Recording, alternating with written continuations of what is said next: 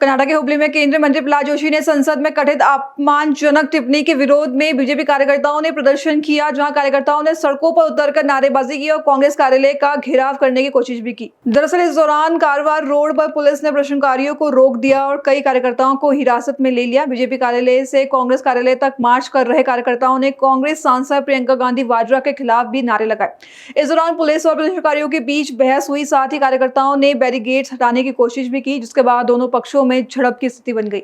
ಇವತ್ತು ನಮ್ಮ ಭಾರತೀಯ ಜನತಾ ಪಕ್ಷದ ಯುವ ಮೋರ್ಚಾ ಕಾರ್ಯಕರ್ತರು ಪಕ್ಷದ ಒಂದು ಕರೆಯ ಮೇರೆಗೆ ನಮ್ಮ ಪಕ್ಷದ ಕಚೇರಿಯಿಂದ ಕಾಂಗ್ರೆಸ್ ಕಚೇರಿಗೆ ಮುತ್ತಿಗೆ ಹಾಕಲಿಕ್ಕೆ ಹೊರಟಿದ್ದರು।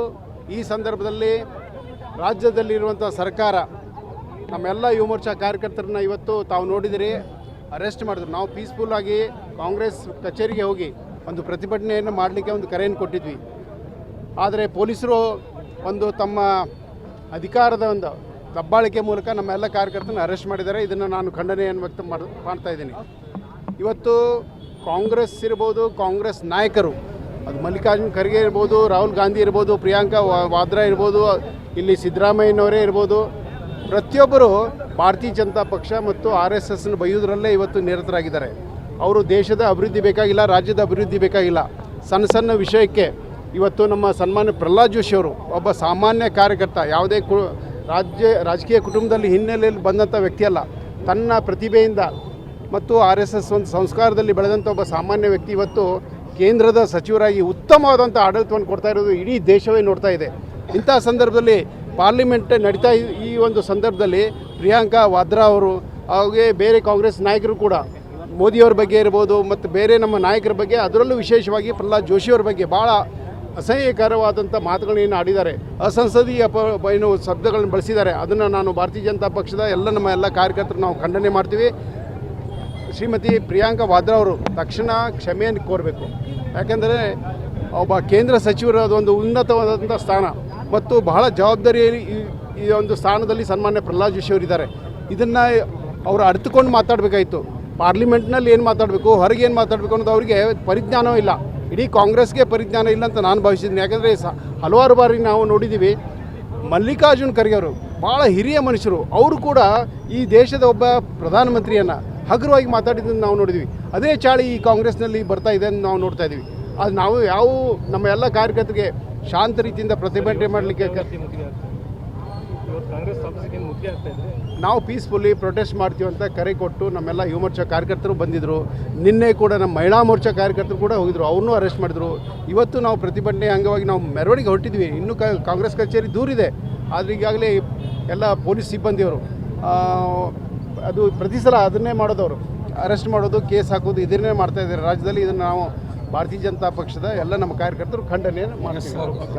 कर्नाटक के हुबली में महादई परियोजना को लेकर किसानों का विरोध प्रदर्शन एक बार फिर तेज हो गया है, जहां किसानों ने हुबली में केंद्रीय मंत्री प्रहलाद जोशी के कार्यालय का घेराव करने की कोशिश की। बता दें, प्रदर्शनकारियों का आरोप है कि केंद्र सरकार ने महादई प्रोजेक्ट से जुड़े प्रस्ताव को नजरअंदाज कर दिया है। दरअसल किसानों ने कहा कि अधिकारियों की ओर से उनकी मांगों पर ध्यान नहीं दिए जाने से नाराजगी बढ़ी है। वहीं प्रदर्शन के दौरान पुलिस ने हस्तक्षेप किया और कई किसानों को हिरासत में लेकर मौके से हटाया गया। इस दौरान किसानों ने केंद्र सरकार से कलसा बंदूरी महादई योजना को जल्द लागू करने और आवश्यक कदम उठाने की मांग उठाई।